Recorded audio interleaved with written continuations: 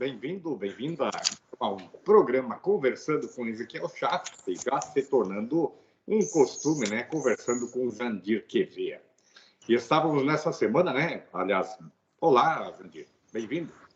Olá, tudo bem, Ezequiel? Prazer estar aqui mais uma vez. Pois é, eu já estava adiantando o assunto, tão empolgado aqui que eu estou, que já passei a carroça na frente dos bois, como dizia antigamente, né?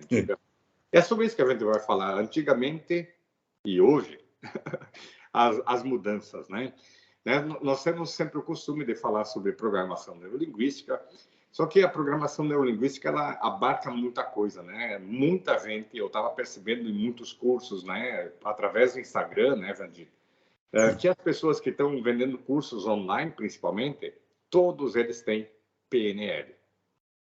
É impressionante, né? Como tem outras, falando em Pablo Marçal, né, também, que está um expoente aí atualmente, né, que está falando sobre desenvolvimento pessoal, e o pessoal tudo está usando o PNL, não para falar sobre PNL, não aprendendo PNL, mas estão utilizando como ferramenta para comunicação. E isso é bom, né, Jandir? Isso é fantástico, porque isso faz toda a diferença. Você conseguir, digo assim, falar na língua da pessoa.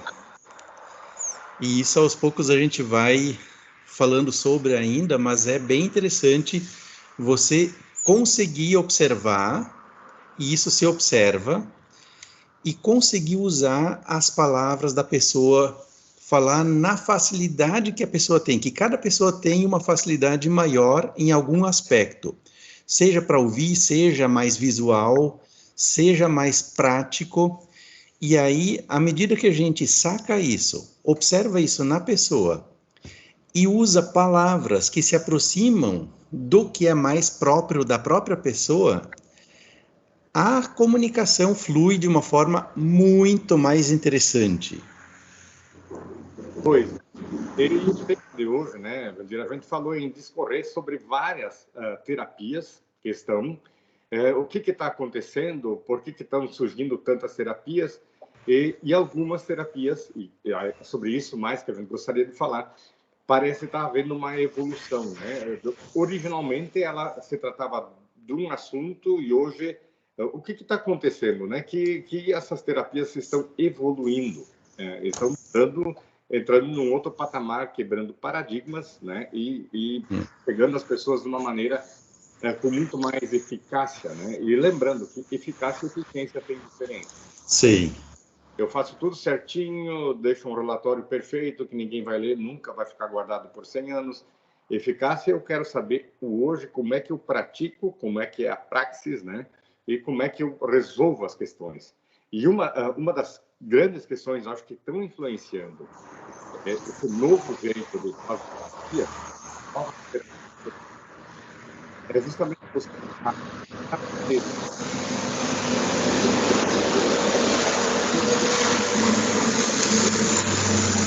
Tá cortando. Não sei se é só para mim. Né? Para mim está perfeito. Tem um barulho de vez em quando, parece que um caminhão passa aí. Às vezes sim. E como eu tenho tossido ultimamente, eu tô com o remédio aqui. Muito bem.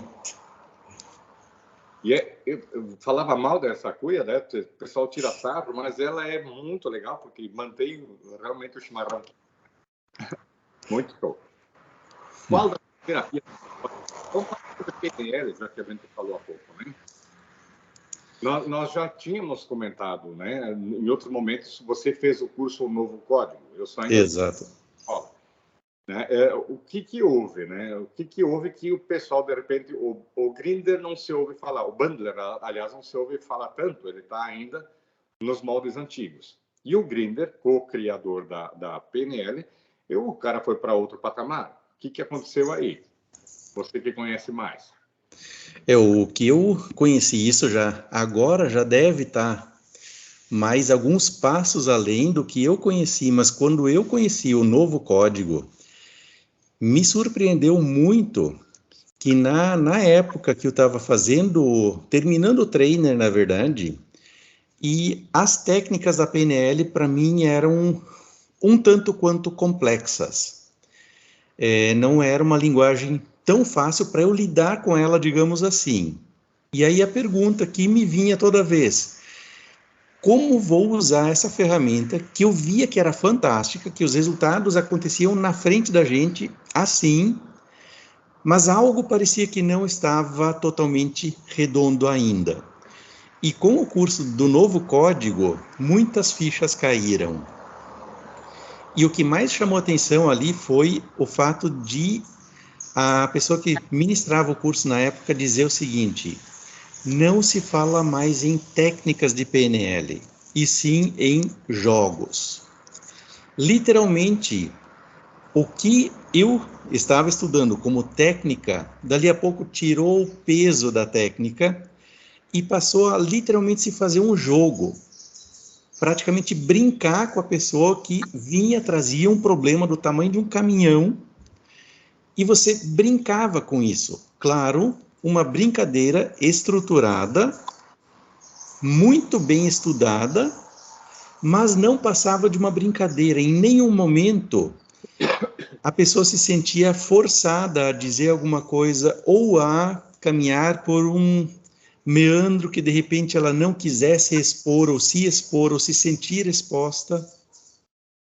Tanto que ali se dizia o seguinte: se a pessoa trouxer o problema para ser trabalhado, ou se ela disser, olha, na verdade eu não faço ideia o que está acontecendo comigo, mas eu sei que algo não está legal.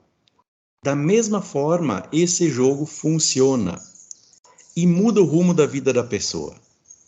Se a gente pega jogos, né, pegando só a palavra, né, jogo origem latino, né, no latim, que é justamente a questão lúdico, né, a brincadeira que te ensina a uma prática do dia a dia, né?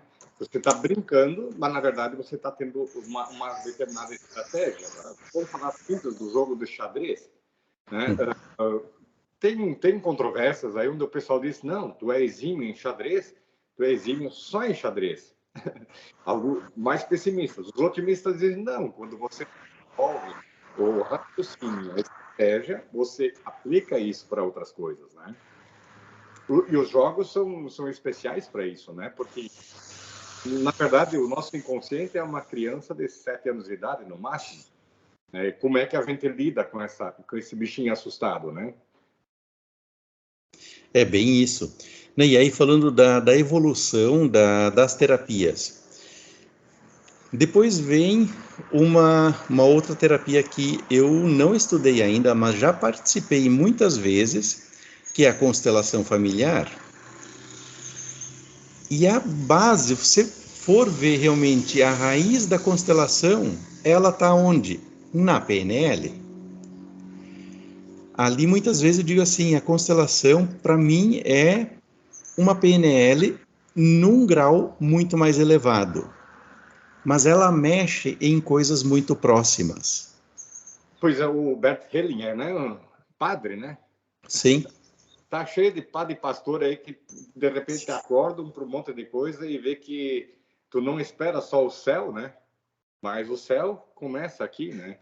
Quer dizer, aqui o céu e o inferno não precisa esperar a eternidade, não. Tu já tem muito o que fazer aqui. E é interessante porque tem toda uma estrutura em que não conserta só a pessoa. E eu aí queria frisar uma coisa, né? Umas novas técnicas, novos jeitos de fazer as terapias que já se tornaram quase tradicionais, elas estão, parece assim, uma mágica, né? Não, mas eu resolvi o problema assim, não, mas não pode, eu tenho que saber o porquê, eu tenho que ir lá na causa, eu tenho que saber que lá na infância aconteceu isso comigo, eu tenho aquele trauma. O pessoal fica muito na catarse, né? O catarse, botar para fora, né? Eu tenho que contar, eu tenho que falar, mas tu fala com isso. Eu falo no barbeiro, né? Na fila do supermercado, alguém vai fazer unhas, tu já está conversando na fila do banco. O banco hoje é fixo, então não precisa mais. Mas a catarse acontece o dia a dia, você está falando e se torna queixoso. Com esse novo jeito, não está interessado muito na novela, mas sim no resultado. E isso é o mais interessante. E ali entra o novo código, a constelação totalmente, e outras que a gente vai citar em seguida. O gancho, muitas vezes, ele está muito além. E aí, o que eu falei há pouco do novo código, se a pessoa trouxer o problema ou não, o resultado vai ser o mesmo. O problema para a pessoa, muitas vezes, é apenas algo consciente, é o que reflete. Mas a causa para refletir nesse chamado problema, muitas vezes está amarrado muito mais fundo. Talvez na infância, talvez antes. Muitas vezes se fala em doenças hereditárias.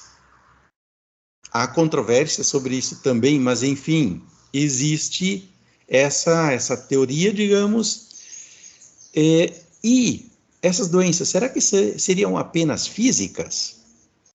Ou alguma trava emocional também pode vir dos nossos pais, dos nossos avós, ou muito antes? Coisas que eles talvez passaram, sofreram, viveram, que nós não fazemos nem a menor ideia do que tenha sido. Mas eles passaram por isso, talvez um medo muito grande, e esse medo permanece de geração em geração. Permanece até a gente olhar, e aí a constelação entra de uma forma formidável nisso, olhar com amor para essa situação. Não sei qual foi, não sei quem foi, mas eu sei que foi algo que está me perturbando até hoje. Se eu olhar com amor para isso, aceitar e respeitar, a minha vida a partir de hoje pode ser muito mais leve. E será. Tem a questão, por exemplo, genética, né? Eu já tinha citado, acho que foi com você aqui que eu falei a memória das células, né? Um livro do Exato. PhD de Harvard, onde ele sofreu um transplante, né? De coração, e aí ele começou a ter visões, ele começou a ter experiências que não eram dele. E aí começou a pesquisar com pessoas que haviam recebido também um transplante de coração, e ele vai atrás disso e consegue resolver muitas situações. Uma menina que tinha recebido um coração de uma outra menina e que descobriu que ela tinha sido assassinada, né, estuprada, sido assassinada num beco, e ela vai lá e identifica o local, identifica o agressor e resolve, né? Quer dizer, como é que você é isso? Quer dizer, na célula tem mais informações do que simplesmente o DNA, mas tem realmente em vivências, né? A gente pode ver isso aí. Depois eu até gostaria, né, Jandir, de entrar na questão espiritualista, quando a gente fala, quer dizer, não sou expert nisso, né? Eu só tenho observação e experiências, muita gente amiga espiritualista que me fala e eu fico juntando informações, né? E a gente coloca como destino, predestinação. De novo, né? Dá para entender.